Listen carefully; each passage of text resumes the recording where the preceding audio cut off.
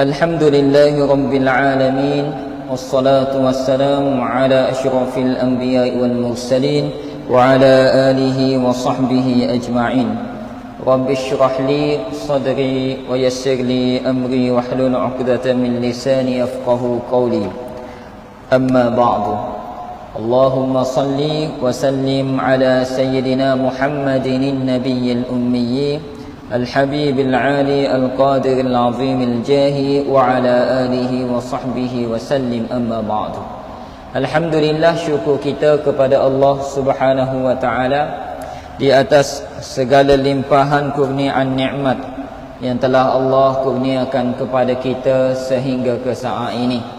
Syukur pada Allah atas nikmat Islam dan iman, dan nikmat kita boleh menjadi umat Nabi Muhammad sallallahu alaihi wa alihi wa sahbihi wasallam. Betapa pentingnya kita, bernilainya kita seorang yang beragama Islam, iaitu kita mempunyai kalimah la ilaha illallah Muhammad Rasulullah. Ini adalah harta yang paling bernilai yang kita ada. Harta paling bernilai, kalimah inilah kalimah syahadah. Maka kita jaga dengan baik harta ini, kerana ia paling bernilai di sisi Allah dunia akhirat yang kita pegang. Biar kita hilang semuanya, tapi jangan hilang dua kalimah syahadah ini. Tuan-tuan yang dirahmati oleh Allah, kerana itulah kata Imam Ghazali rahimahullahu ta'ala, syukur pada Allah umur yang Allah masih beri, kesihatan walaupun ada sakit tapi masih lagi boleh bergerak, boleh makan, boleh minum, boleh berjalan, boleh melihat, boleh mendengar. Ini adalah nikmat umur yang Allah beri. Kita gunakannya untuk tambah ilmu, maka berkat umur kita insya-Allah. Dengan ilmu yang kita ada, kita pakai amal setakat yang kita tahu, maka berkat ilmu yang kita tuntut itu. Maka amal-amal yang kita beramal, amalan-amalan yang kita amal mestilah berlandaskan ilmu. Al-ilmu imamul amal. Ilmu ni pemimpin kepada amal. Maka kalau beramal tanpa ilmu, kata Rasulullah, i'malu mawdud wa la yuqbalu minhu. Ketahuilah, ianya tertolak dan tidak diterima oleh Allah amal tanpa ilmu. Maka kita beramal setelah berilmu, dan dalam beramal kita mesti ada rasa sedap, halawatul iman, manisnya dalam ibadah kita kepada Allah. Jadi rasa ni dipanggil zauq kita panggil, naik zauki, rasa dalam beramal. Rasa lagu mana? Kalau makan budu, rasalah masing-masing dia. Begitulah dengan amal ibadah, ada rasa ataupun tidak. Maka bernilainya amalan kita terletak pada rasa kita dalam beramal. Maka takkan rasa kalau tak beramal dengan ikhlas. Amal tidak akan berkah kalau tanpa ilmu, dan ilmu tak berkat kalau kita tak guna umur ini untuk menuntut ilmu. Maka pada malam ini kita meneruskan lagi perkongsian ilmu kita. Moga-moga adalah buah-buah amal. Seperti kita masuk kebun, kita balik buah durian kalau masuk kebun durian. Kalau masuk kebun rambutan, buat balik rumah rambutan sebab kita nak makan. Begitulah orang masuk majlis ilmu, seperti masuk kebun, buat balik buah gapo, buah ilmu untuk amal. Gitu. Jadi tuan-puan, pada malam ni kita muka surat 154, kitab Bidayatul Hidayah, Imam Ghazali At-Tusi rahimahullahu ta'ala. Fasa yang ketiga, adabul muta'allimi, adab bagi seorang murid. Adab jadi murid. Murid ni bukan sekolah rendah je, sekolah tadika je, sekolah menengah je, ataupun mengaji universiti, pondok tafiz, bukan. Murid ni bila kita jadi murid, kita ada belajar dengan seseorang, dan benda tu benda baik. kita telah belajar, kita telah jadi murid lah dalam menuntut ilmu. Siapa yang ajar kita sebenarnya adalah Allah, cuma melalui perantara guru-guru yang ada.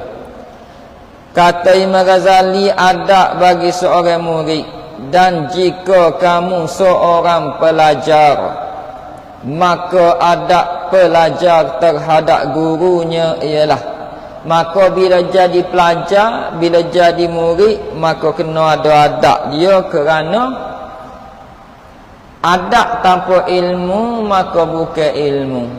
Kena ada adab dalam berilmu. Sudah mesti orang yang berilmu itu orang yang beradab. Pertama, ia hendaklah memulakan ucapan salam apabila menemui guru dia. Maka kalau anak murid temu tok guru, anak murid kena risalah dulu. Kena risalah dulu. Cuba kita tengok di sekolah-sekolah. Cikgu seorang, anak murid ramai dalam kelas kan. Biasa cikgu masuk, cikgu lah risalah kepada anak murid sebab dia seorang, anak murid ramai. Tapi ada setengah sekolah dok. Cikgu masuk, murid bangun belakang, murid risalah cikgu.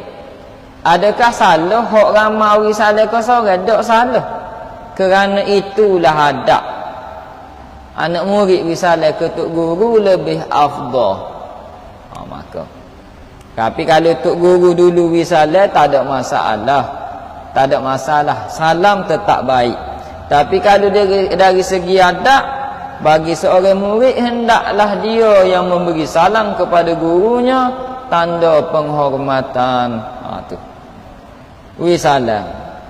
Seperti mana Rasulullah risalah, seperti mana Rasulullah jawab salam. Kalau orang bagi salam, Assalamualaikum, kita jawab lebih, Waalaikumsalam warahmatullah, gitu. Kalau orang bagi salam, Assalamualaikum warahmatullah, kat tu ya.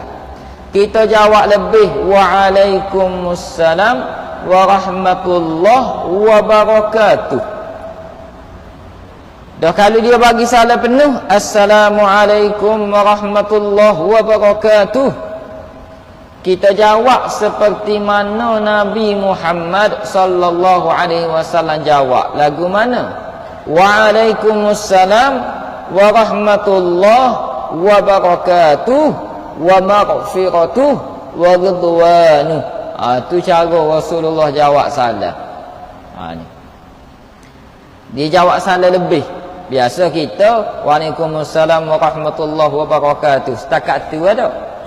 Biasa kalau orang risalah penuh, Rasulullah akan jawab gitu, Waalaikumsalam warahmatullahi wabarakatuh wa maghfiratuh wa ridwanuh. Ayo risalah jawab gitu. Kalau orang risalah tak ada panjang gitu, dia sapa kat wabarakatuh, hok jawab tu panjang lagi. Risalah sunat, jawab salam wajib. Tu. Salam ni gapo dia? Ana as'alullahu salamun alaikum. Tu maksud salam. Maksud dia, aku minta pada Allah keselamatan, kesejahteraan kepada kamu. Maknanya salam ni doa. Maka anak murid temu tok guru, ya risalah, dia mendoa ke guru. Dan guru dia pun doa kepada dia balik, iaitu jawab salam tadi. Orang yang jawab salam, orang risalah dia doa. Orang yang jawab salam tu dia doa lebih lagi pada kita. Lebih lagi. Jadi beruntung orang yang risalah dulu sebenarnya. Beruntung. Macam Rasulullah dia jawab, Waalaikumsalam, dan ke atasmu kesejahteraan, keselamatan. Wa rahmatullah, dan rahmat Allah padamu. Wa barakatuh, berkat Allah padamu. Wa maghfiratuh, keampunan Allah kepadamu. Wa ridwanuh, dan keredaan Allah kepadamu. Tu dia minta benda tu, dia salah tu. Benda-benda ni comel tu. Keselamatan, kesejahteraan, rahmat, kasih sayang, berkah hidup. Berkat ni gapo? Ziyadatul khair. Berkat-berkat ni bertambah baik hidup kita, bertambah baik. Wa maghfiratu, aku minta ampun untukmu, moga Allah ampun kamu. Wa ridwanu, dan moga Allah redha padamu. Allahu tu.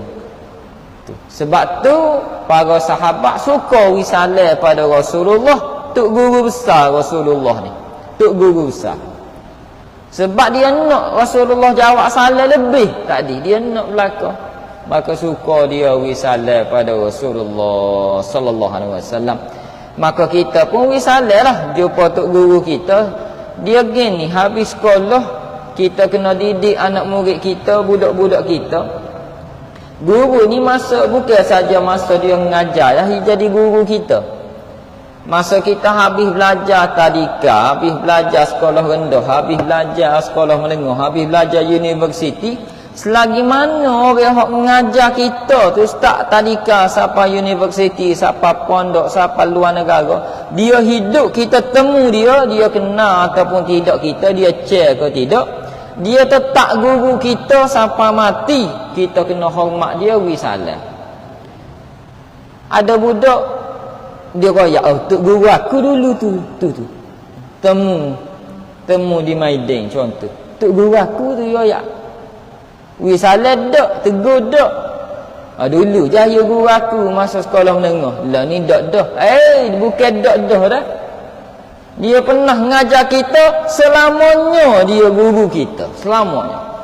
Walaupun kita belajar dengan dia, kemudian kita sambung belajar, kemudian kita pun boleh jadi guru, sekolah sekali dengan dia pula mengajar. Sedangkan dulu dia guru kita, dia tetap guru kita. Walaupun kita telah menjadi guru, sekolah sekali dengan dia mengajar, tetap kena hormat dia.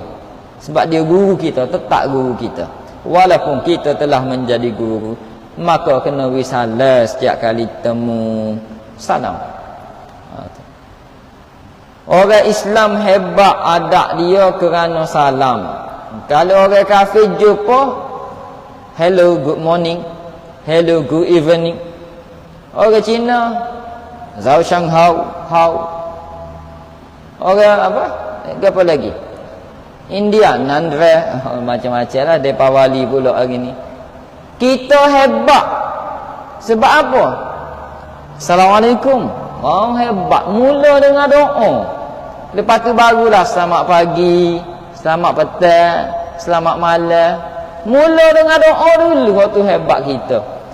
Maka wisalam, kata Rasulullah, afsyus salama bainakum, ala tuhibbu, sebar salam di antara kamu, nescaya bertahu kasih sayang. Salam, senyum dah. Assalamualaikum, sambil senyum, comel. Kita pelik tak kita? Kita gilah bandar, kita pakai piyah. Temu orang pakai piyah, kita tak kenal dia, dia pun tak kenal kita. Dah sama-sama pakai kopiah, kita pun wisalah dia. Assalamualaikum. Dia tak jawab salam, dia tengok kita atas bawah, macam tak puas hati. Macam gini lah kita wisalah dia. Assalamualaikum. Dia pun tengok kita seolah-olah aku kenal kamu. Dia buat apa wisalah aku? Tu pelik orang kita. Jawab je lah salam, tak kira dengan orang kita kenal ataupun tidak. Dok pelik benda ni doa. Maka kena jawab salam. Tu. Itu yang pertama. Nak lagi bila anak murid kepada guru. Yang kedua, adab bagi seorang pelajar. Jangan membanyakkan percakapan di hadapan gurunya. Bila kita belajar, ngaji, jangan banyak percakapan. Kalau dia tanya soalan, dia buka soalan, baru kita tanya, kita cakap. Ataupun kalau kita nak tanya soalan, dia tak buka-buka soalan, nak tanya ni ada kemusykilan, kita angkat tangan, dan dia pun membenarkan kita untuk kita bersoal jawab. Tak ada masalah. Cuma masa dia bercakap di depan, kita jangan cakaplah di belakang. Itu adab dia. Learning sekolah-sekolah biasa je, cikgu duduk depan, budak duduk kecek set dia. Ada cikgu pun takut, nak jetik lingo pun takut budak lah ni. Yalah, takut merah, koyok tisu, masuk jara dan sebagainya lagi. Tapi budak telah kurang ajar. Bila kurang ajar tak berkat belajar. Ilmu tu tak berkat jadi payah nak faham. Bapalah jadi tak ingat dan sebagainya. Yang ketiga, jangan bercakap-cakap sebelum gurunya bertanya kepadanya. Guru bertanya baru dia jawab. Kalau guru tak tanya jangan dia jawab. Kalau nak tanya akak tanganlah dan minta izin untuk bertanya. Boleh ke tuan guru saya nak bertanya sikit ni? Silakan. Kita pun tanya. Gitu. Ataupun kalau dia turut tulis kita kena tulis. Bergantung kepada arahan dia, keadaan dia, izin dia. Yang keempat, jangan bertanya kepada gurunya sebelum meminta izin daripadanya. Makna kalau kita nak tanya kena minta izin macam tadi jugalah. Lebih kurang jah belakang ni. Minta izin bertanya boleh? Izin. Yang kelima, jangan menyangkal terhadap perkataan gurunya. Seperti ia berkata, si fulan itu lain daripada apa yang ustaz kata ini. Bila kita belajar dengan guru kita, kita boleh bertanya, tapi kita tak boleh buat perbandingan dah. Contoh, dia ngajar, kita royak, cikgu, ustaz, dia apa ustaz lah yang royak gini, dia apa cikgu lah yang royak gini. Dia mau membuat perbandingan, tak boleh. Terasa hati guru, ataupun dia rasa macam diperlekehkan. Kita terimalah hak dia kata tu. Kita boleh tanya, ada sumber rujukan tak? Boleh. Ada sumber nas kesahihan tak? Ada hadisnya tak? Minta izin tanya. Tu tak apa. Sebab kita nak buat amal, kita kena pasti ke sesuatu amalan itu sahih. Tapi kalau kita buat perbandingan, dah ustaz, berapa ustaz ni kata boleh? Tak boleh. Dia dah bagi dah hujah dia. Kita terima hujah dia lah. Itu. Yang keenam, jangan mengisyaratkan kepada gurunya dengan menyalahi pendapatnya, maka ia menyangka bahawa ia lebih mengetahui daripada gurunya. Dia bertanya lain, menyangka lain, menyalahi pendapat. Gurunya kata Sa'okok ni haram contoh. Dia royak, mana haramnya? Harus Sa'okok. Tak boleh. Sebab dia dah bagi dah fatwa-fatwa kebangsaan dah haram dah. Macam mana boleh jadi haram?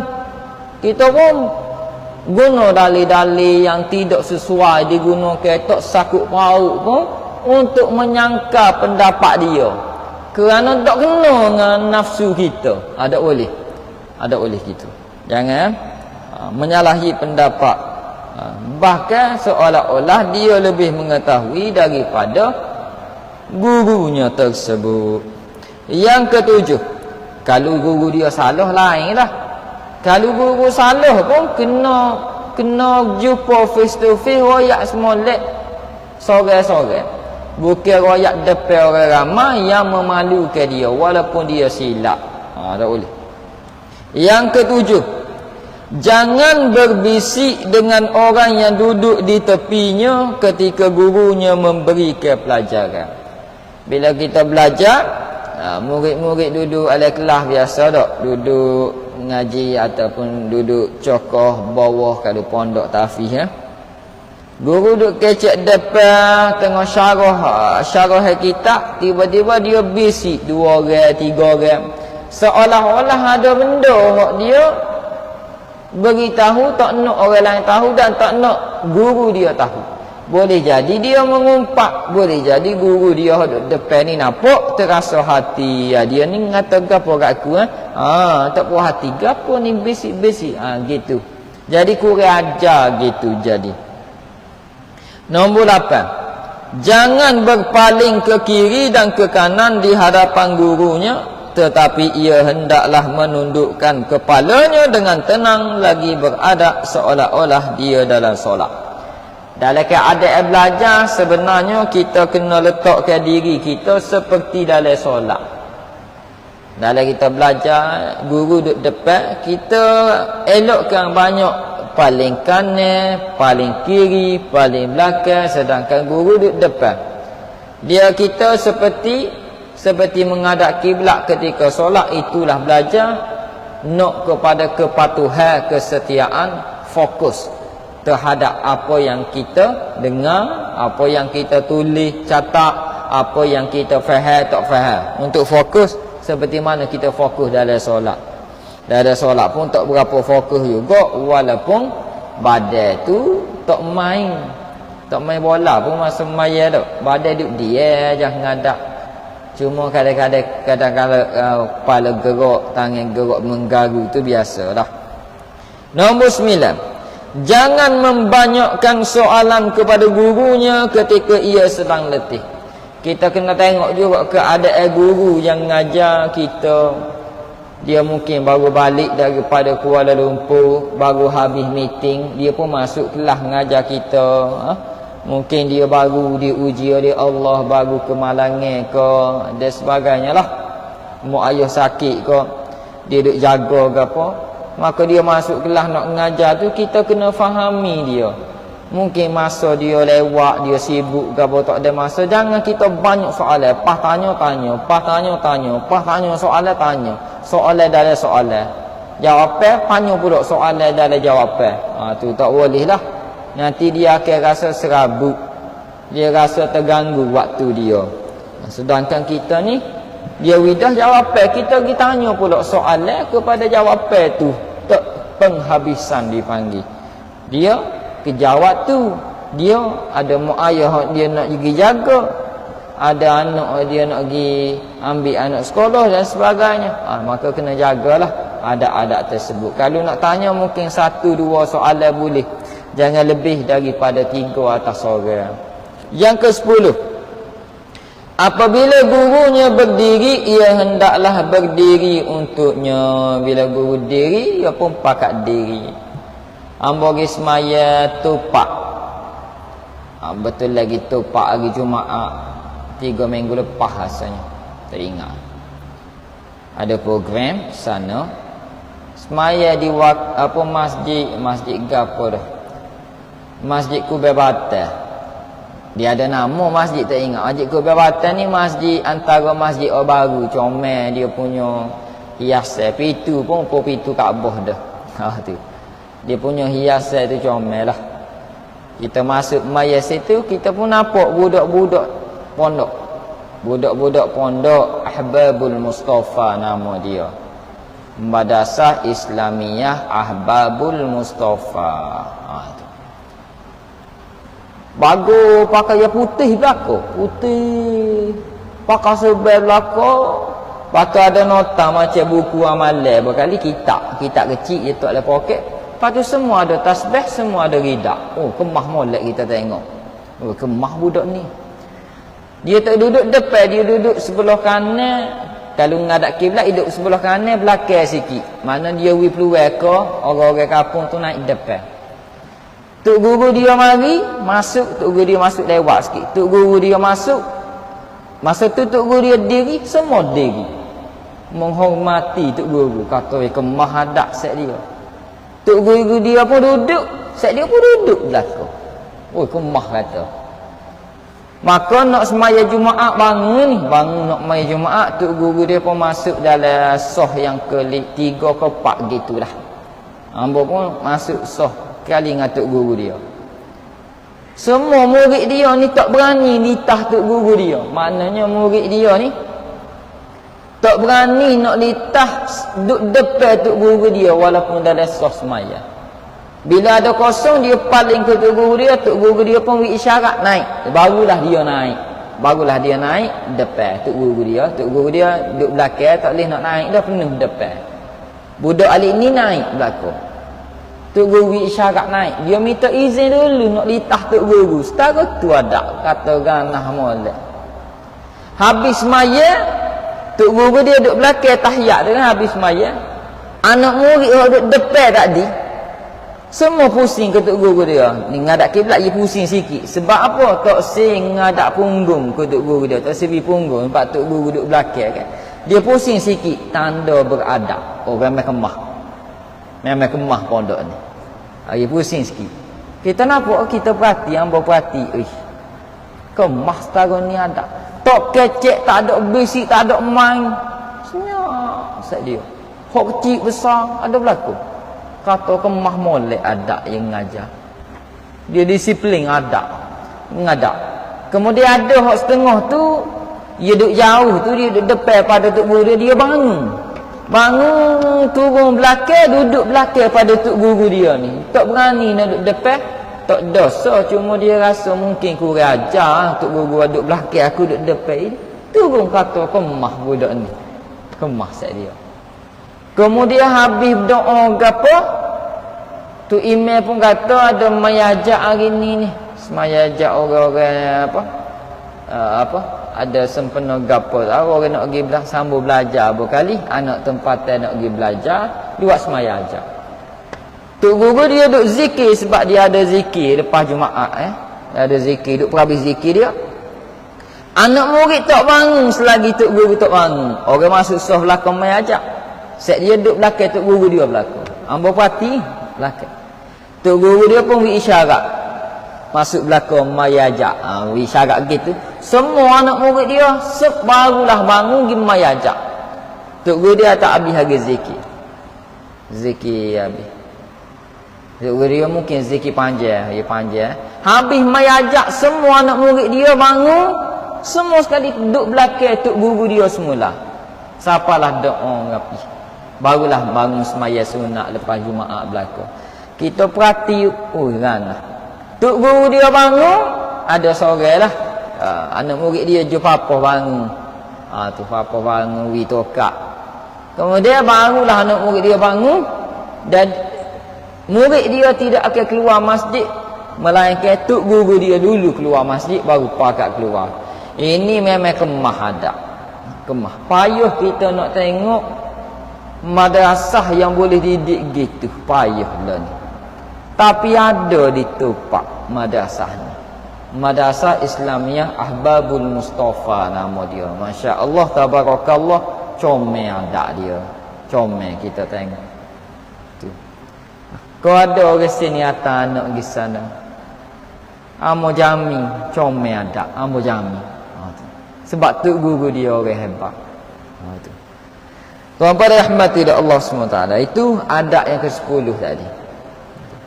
Yang ke-11. Jangan menyusuli gurunya dengan perkataan atau soalan ketika ia bangkit dari majlis. Bila dah habis majlis, tok guru bangun gapo, dia nak tinggal dah majlis ni, jangan kita pergi tanya, majlis habis dah. Tadi dia buka soalan, tak ada orang tanya. Kalau ada soalan-soalan peribadi, jangan tanya masa dia duduk jalan dah. Jangan tanya masa dia makan. Biar dia jalan perhabis duduk molek. Biar dia habis makan, baru kita nak tanya, minta izin. Ustaz minta maaf, tok guru minta maaf, ada soalan nak tanya, boleh ke? Maaflah kalau saya mengganggu. Gitu. Kalau dia izin kita tanya, kita izin tak ada lah. Jadi nombor 12. Jangan bertanya kepada gurunya yang sedang berjalan sehingga ia sampai ke rumahnya atau ke tempat duduknya. Jangan tanya kepada guru masa dia jalan tadilah.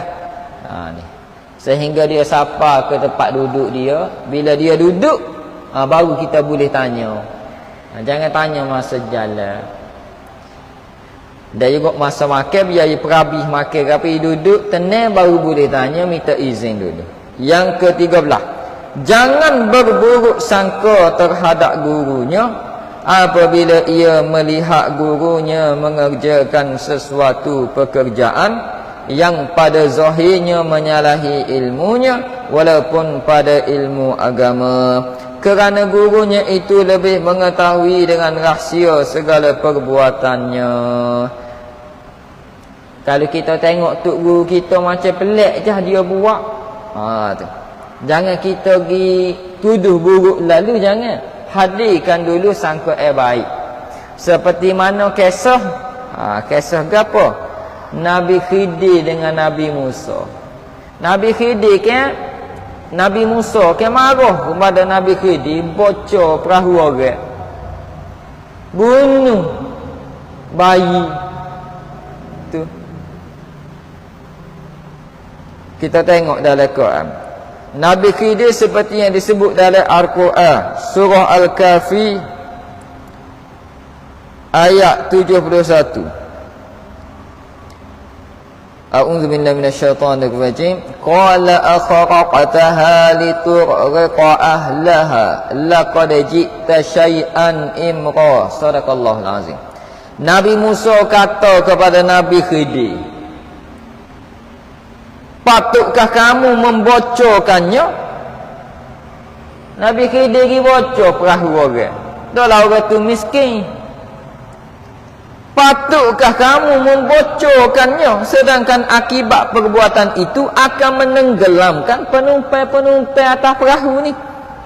Sesungguhnya kamu telah melakukan satu perkara yang besar, zalim, buat zalim kat orang. Pada asalnya nampak buruk dah sebab Nabi Khidir bocor perahu. Rupa-rupanya ada sebab Nabi Khidir bocor perahu supaya lanung-lanung yang besar tidak mengambil perahu orang miskin tadi. Sebab ada lanung yang suka rapah perahu, jadi dia bocor sikit supaya tak ada nilai, turun nilai lah. Sedangkan bocor tu boleh tapar, boleh beki. Kalau dia rapah ke lanung, habis rezeki dia. Maka Nabi Khidir ni dia bantu sebenarnya, tapi Nabi Musa tak tahu. Maka sebab itu perbuatan Nabi Musa nampak salah, tapi hakikatnya betul sebenarnya dia nak bantu. Begitulah kita bila nampak Tok Guru ni orang puduh dia, orang royak uduh bukti tak ada lagi. Orang royak gitu gini ataupun kita nampak dia buat uduh, jangan lagi, jangan kita keluar hukum, jangan kita caci maki, jangan lagi. Sebelum kita tahu sebab-sebab dia betul atau tidak, bukti-buktinya apa, tu pembuktian, penyiasatan, pendakwaan ada belaka tu. Dan dia menjadi orang yang tersalah, Nabi Musa ni, pada keingkarannya itu, kerana dia hanya berpegang kepada pandangan zahir je. Nabi Musa dia tengok Nabi Khidir ni bocor perahu, dia hanya tengok pada pandangan zahir. Hakikat bocor tu dia tak tahu. Jadi Nabi Musa ni tersilap dalam menilai Nabi Khidir. Nabi Khidir ni siapa? Seorang Nabi, menjadi guru kepada Nabi Musa. Sebab apa? Sebab Allah sebut ada lebih hebat daripadamu Musa, Khidir. Di dalamnya ada ilmu rahsia yang tidak ada padamu Nabi Musa. Sebab tu Nabi Musa pergi cari Nabi Khidir nak belajar dengan dia, nak ikut dia. Tapi banyak soalan. Nabi Musa ni tanya-tanya, apa menyangkal. Sedangkan Nabi Khidir dah mu nak ikut aku boleh, tapi mu kena sabar banyak. Maka anak murid ini nak belajar, dia kena banyak sabar, kerana dia akan jumpa buah-buah daripada mutiara ilmu, hikmahnya di depan kemudian. Dulu kita tak sedar apa Tok Guru pinyak kita, rotai kita.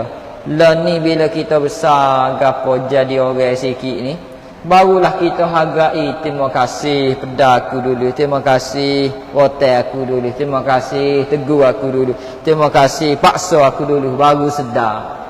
Sebab tu budak-budak nakal sekolah dulu, bila dia nak nikah, dia besar dah, bila dia temu guru dia, dia menghargai. Jadi juru molek, mari salam dengan kita, peluk kita, jadi juru. Sebab apa?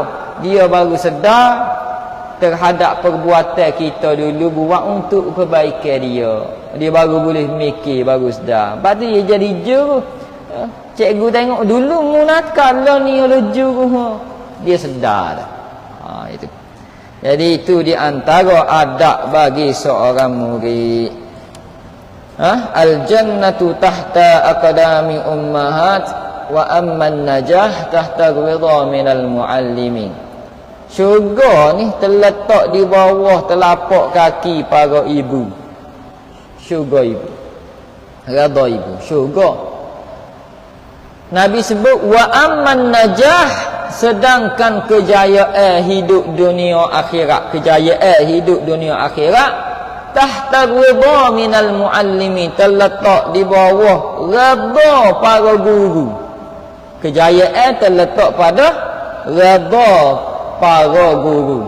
Maka kita nak berjaya dunia akhirat kena dapat redha para guru kita yang kita belajar. Kita kena hormat, kita kena raikan, kita kena hargai, kita kena ucap terima kasih, kena balas jasa dia dan sebagainya lagi lah.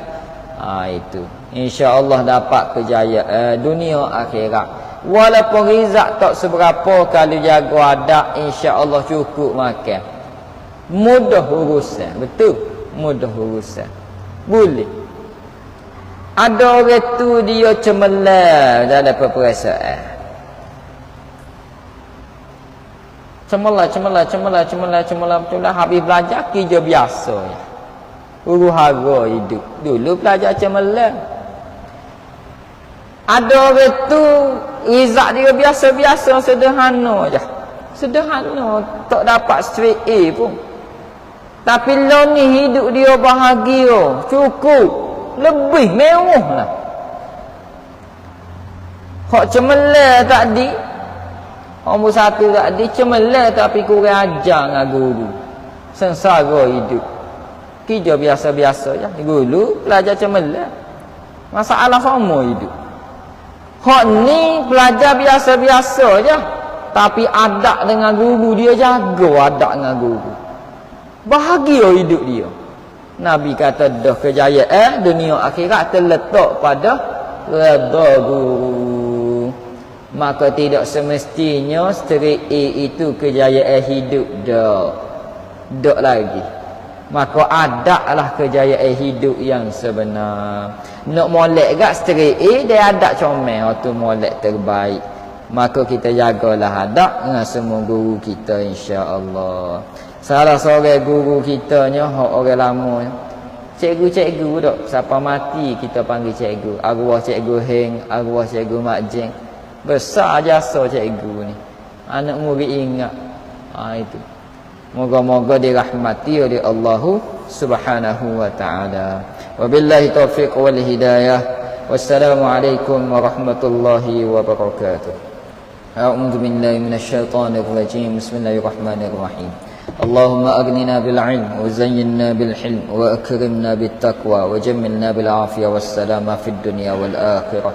Allahumma faqihna fid din wa 'allimna at-ta'wil.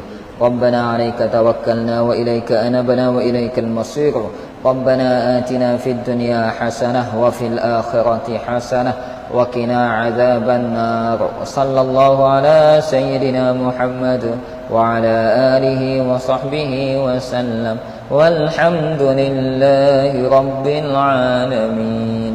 تقبل الله منكم تسبيح كفارة dan surat al-asr. Subhanakallahumma wa bihamdika asyhadu an la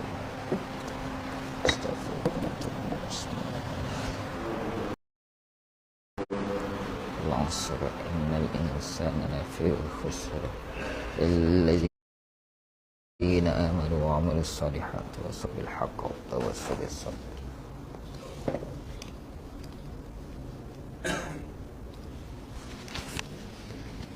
الله أكبر الله أكبر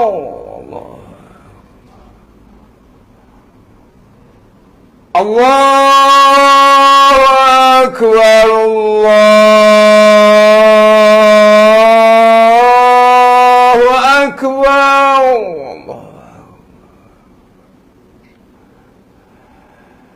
أشهد أن لا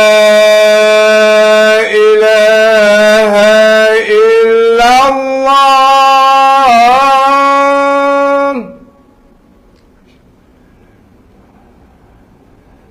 أشهد أن لا إله إلا الله.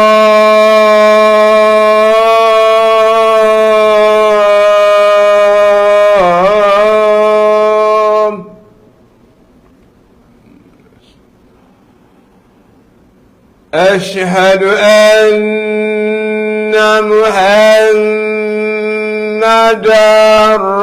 رسول الله.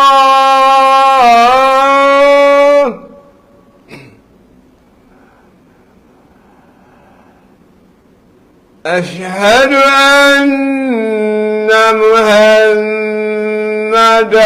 رسول الله.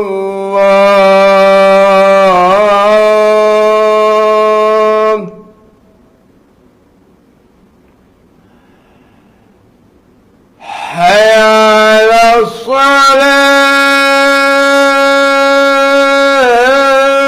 الصلاة. حي على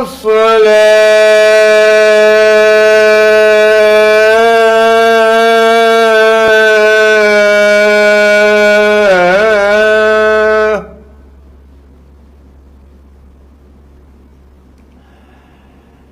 حي على الفلاح.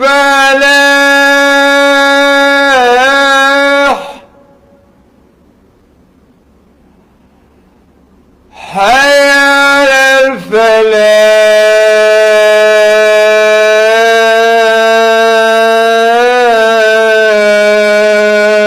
الفلاح. الله أكبر.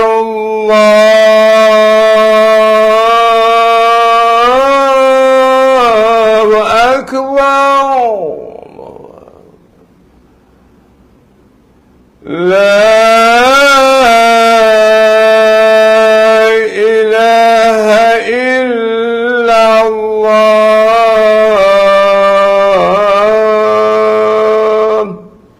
اللهم